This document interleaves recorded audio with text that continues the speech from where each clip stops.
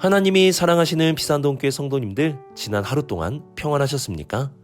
오늘 우리에게 주시는 하나님의 말씀은 출애굽기 30장 1절에서 10절까지 말씀입니다. 하나님의 말씀을 함께 읽겠습니다. 너는 분향할 제단을 만들지니 곧 조각목으로 만들되 길이가 1규빗, 너비가 1규빗으로 네모가 반듯하게 하고 높이는 2규빗으로 하며 그 뿔을 그것과 이어지게 하고 제단 상면과 전후 좌우면과 뿔을 순금으로 싸고 주위에 금태를 둘을 찌며 금태 아래 양쪽에 금고리 둘을 만들되 곧 그 양쪽에 만들지니 이는 제단을 매는 채를 꿰을 곳이며 그 채를 조각목으로 만들고 금으로 싸고 그 제단을 증거궤 위 속죄소 맞은편 곧 증거궤 앞에 있는 휘장 밖에 두라. 그 속죄소는 내가 너와 만날 곳이며 아론이 아침마다 그 위에 향기로운 향을 사르되 등불을 손질할 때에 살을 찌며 또 저녁 때 등불을 켤 때에 살을 찌니 이 향은 너희가 대대로 여호와 앞에 끊지 못할지며 너희는 그 위에 다른 향을 사르지 말며 번제나 소제를 드리지 말며 전제에 술을 붓지 말며 아론이 1년에 한 번씩 이 향단 뿔을 위하여 속죄하되 속죄제의 피로 1년에 한 번씩 대대로 속죄할지니라. 이 제단은 여호와께 지극히 거룩하니라. 아멘. 기도하겠습니다. 사랑의 하나님 아버지, 오늘도 우리에게 말씀하여 주심에 감사드립니다. 말씀으로 이 세상을 창조하시고 말씀으로 바다의 폭풍을 잠재우신 하나님께서 오늘도 말씀으로 우리 안에 정직한 영을 창조하여 주시고 말씀으로 우리의 놀라는 마음을 잠재워 주옵소서. 오늘도 주님의 말씀을 듣겠습니다. 이 모든 말씀 우리 주 예수 그리스도의 이름으로 기도드립니다. 아멘.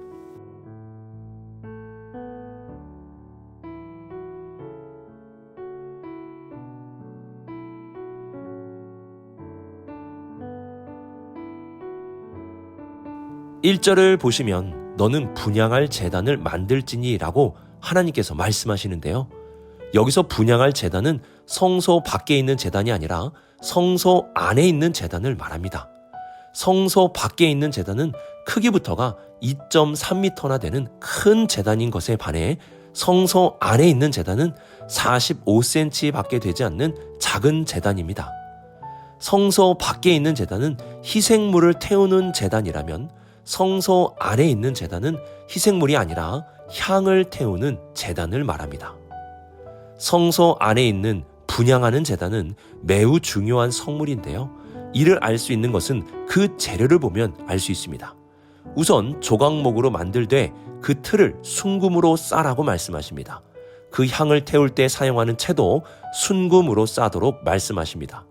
반면에 성소 밖에 있는 제단을 보면 제단의 틀을 노스로 싸고 채도 노스로 싸라고 말씀합니다. 성소 내부에 있는 제단은 크기가 작기는 하지만 하나님께서는 그 재료를 좋은 곳으로 사용하게 하심으로써 그 성물의 중요성을 알려주십니다. 성소 내부에 있는 제단의 중요성은 재료뿐만이 아니라 이스라엘의 역사 속에서도 나타나고 있는데요. 예를 들면 아론의 아들 나답과 아비후가 성소에 들어왔다가 죽게 되었는데 그 이유가 이 성소 내부에 있는 제단과 관련이 있었습니다. 그 제단에 있는 향을 피우는데 정해진 불이 아니라 다른 불을 사용하여 피웠다가 그들이 죽게 되었습니다. 또한 우시아라는 왕은 자기 마음대로 성소에 들어와서 향을 피웠다가 문둥병에 걸리게 되었습니다.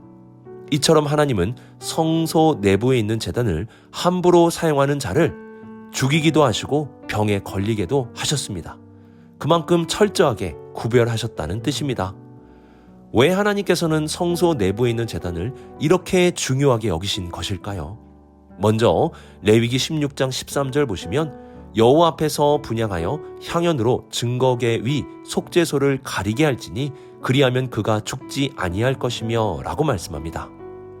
제단에 향을 피워 그 향연으로 속죄소를 가리라고 말씀하는 것입니다.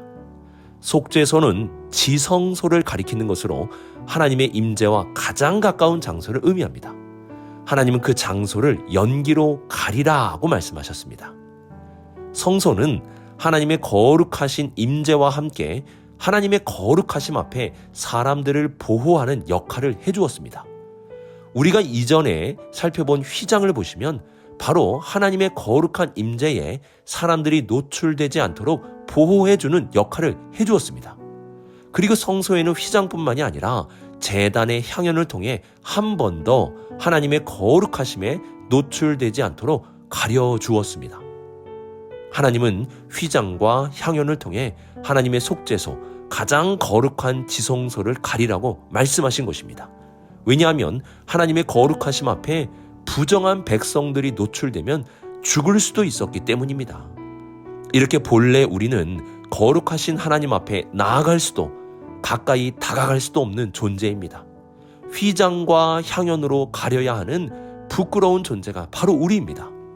그런데 놀랍게도 현재 우리는 하나님을 가장 가까운 아버지라 부르며 하나님께 가장 가까이 나아가고 있습니다. 어떻게 이러한 일들이 가능하게 되었습니까? 본래는 휘장과 향연으로 가려야 하는 부끄러운 존재이지만 하나님의 은혜로 우리의 죄를 덮어주시고 가려주셨기 때문에 하나님께 나아갈 수 있게 된 것입니다. 십자가의 은혜로 우리의 죄가 덮어졌기에 하나님을 아버지라 부르며 나아갈 수 있게 된 것입니다. 그래서 우리는 우리의 본래의 모습과 은혜로 죄가 덮어진 모습을 기억할 수 있어야 합니다. 하나님 앞에 우리가 나아갈 수 있는 것은 오직 하나님의 은혜로 우리를 덮어주셨기 때문입니다. 오늘 새벽에 만나 시간에도 하나님의 임재가 있고 우리 성도님들이 하나님께 나아갈 수 있게 된 것은 오직 그분의 은혜가 부끄러운 우리의 허물을 덮어주셨기 때문입니다. 가려져야만 하는 부끄러운 우리가 오직 은혜로 하나님께 나아갈 수 있음을 기억하며 하나님께 나아갈 때마다 감사할 수 있는 우리 모든 성도님들이 되시길 주님의 이름으로 축복합니다.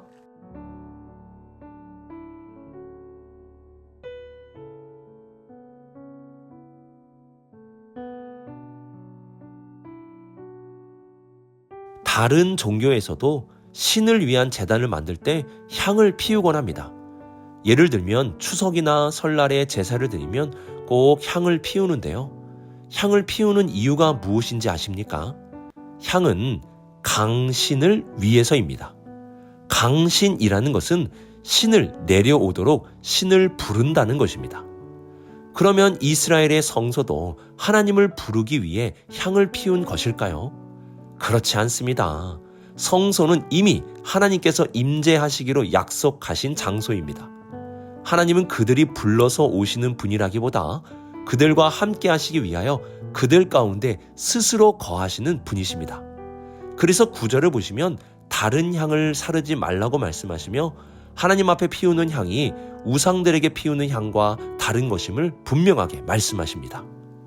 이스라엘 백성들은 향을 피워서 하나님을 부를 필요가 없었습니다. 하나님은 향을 피우면 오시는 분이 아니라 어디든지 언제든지 우리와 함께 하시는 분이십니다. 그러면 이미 함께 하시는 하나님께서는 왜 성소에 향을 피우라고 말씀하시는 것일까요? 우리는 먼저 레위기 16장 말씀을 통해 하나님의 거룩하심 앞에 우리를 보호하기 위한 것임을 살펴보았습니다. 이와 함께 오늘 말씀을 보시면 향을 피우는 장소와 시간을 알려주고 있는데요. 먼저 이번 질문에서는 향을 피우는 장소에 대해서 살펴보도록 하겠습니다. 6절을 보시면 향을 피우는 제단을 놓는 장소를 알려주시는데 그 장소가 증거계 위 속죄소 맞은편 곧 증거계 앞에 있는 휘장 바뀜을 말씀하고 있습니다. 성소의 제단은 지성소 밖에 놓게 되는데 언약궤 바로 맞은편에 놓게 되었습니다. 그래서 성소 내부에 있는 제단은 하나님의 가장 깊은 임재를 나타내는 언약궤와 가장 가까이 위치하게 됩니다. 이러한 제단에서 피우는 향의 모습을 통해 요한계시록 8장 4절에 놀라운 사실을 알려주고 있는데요. 우리 함께 이 말씀을 읽어보도록 하겠습니다. 향연이 성도의 기도와 함께 천사의 손으로부터 하나님 앞으로 올라가는지라. 아멘. 제단 앞에서 피우는 연기가 성도들의 기도라는 것입니다. 하나님의 임재가 있는 언약궤에 가장 가까운 곳에서 피워지는 향연은 바로 성도들의 기도를 상징하고 있었습니다. 하나님은 우리의 기도를 이렇게 가장 가까이에서 들으시는 분이십니다. 저 멀리 하늘에서 우리의 기도를 들으시는 것이 아니라 이렇게 가장 가까이에서 들으신다는 것입니다. 향연을 피우는 제단의 위치는 성도들의 기도를 가장 가까이에서 들으시는 하나님의 모습을 우리에게 보여주고 있습니다. 오늘도 하나님은 우리의 기도를 들으십니다. 중요한 것은 하나님께서는 가장 가까이에서 우리의 기도를 들으신다는 것입니다. 주만 바라볼지라 라는 찬양 가사에 이러한 고백이 담겨 있는데요. 너의 작은 신음에도 응답하시니. 우리의 작은 신음에도 응답하실 수 있는 이유는 이렇게 우리의 기도를 가장 가까이에서 들으시기 때문입니다. 우리의 기도를 가장 가까이에서 들어주시는 하나님 앞에서 오늘도 기도하며 나아갈 수 있는 우리 모든 성도님들이 되시길 주님의 이름으로 축복합니다.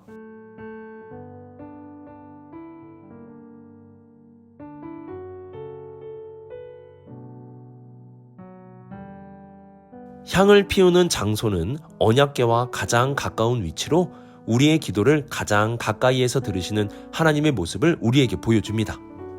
그리고 향을 피우는 시간에 대해서도 우리가 잘 알아야 하는데요. 7절에 보시면 아론이 아침마다 그 위에 향기로운 향을 사르고 라고 말씀합니다. 또 8절을 보시면 저녁 때에 등불을 켤 때에 사르라고 말씀하십니다. 이렇게 하루에 2번 아침과 저녁에 향을 피우게 되었는데요. 이는 하루에 2번만 피우라는 의무사항을 전달하는 것이 아닙니다. 8절 하반절 말씀을 보시면 여호와 앞에 끊지 못할지며 라고 말씀합니다. 이는 2번의 횟수가 중요한 게 아니라 멈추지 말고 지속적으로 행하는 것이 중요하다는 뜻입니다. 즉 향을 아침 저녁으로 항상 언약궤 앞에서 끊어지지 않게 지속적으로 피워야 한다는 것입니다. 하나님이 보여주신 성막의 모습을 보면 이동성과 지속성이 있음을 알 수 있습니다. 성막은 고정된 공간에만 있는 것이 아니라 이동하도록 만들어졌습니다. 이는 하나님의 백성들이 어디로 가든지 하나님께서 함께 하신다는 것을 보여주는 것입니다. 그리고 성막에서는 지속적으로 계속해야 하는 것이 있었는데요. 예를 들면 우리의 죄를 위해 드리는 번제는 매일 지속적으로 드려야 하는 제사였습니다. 이렇게 지속적인 번제를 통해서 내가 죄인이라는 것을 날마다 기억하게 하는 것입니다. 성막의 지속성은 중요한 것들을 기억하게 하는 목적이 있습니다. 성소의 제단에서 피우는 향도 그러합니다. 향은 지속적으로 끊어지지 않게 해야 했습니다. 이를 통해서 하나님은 우리가 오직 은혜로만 하나님께 나아갈 수 있다는 것을 알게 하셨고 우리의 기도를 가장 가까이에서 들으시는 하나님의 모습을 기억하게 하시는 것입니다. 빨리 잊어야 할 것이 있고 잊어서는 안 되는 것이 있습니다. 하나님은 향을 피우는 것을 지속적으로 행하게 하심으로 우리가 오직 은혜로 하나님께 나아갈 수 있다는 것과 우리의 기도를 가장 가까이에서 들으심을 잊지 않게 하셨습니다. 빨리 잊어야 할 것은 빨리 잊고 하나님께서 기억하라 하시는 것은 끝까지 기억할 수 있는 우리 모든 성도님들 되시길 주님의 이름으로 축복합니다. 오늘의 말씀을 묵상하면서 성소 내부에 있는 향의 기능 2가지를 기억할 수 있기를 바랍니다. 첫 번째는 가려주는 역할입니다. 하나님의 거룩하신 임재에 우리를 가려주는 것입니다. 우리는 이러한 향의 역할을 통해 본래 우리가 하나님께 나아갈 수 없지만 오직 은혜로만 나아갈 수 있음을 기억하게 됩니다. 그리고 향의 2번째 기능은 언약궤와 가장 가까운 거리를 통해 하나님이 우리의 기도를 가장 가까이에서 들으신다는 것입니다. 우리는 매일같이 끊어지지 않게 하라는 말씀을 통해 이 2가지 향의 기능을 잊지 않고 기억할 수 있어야 합니다.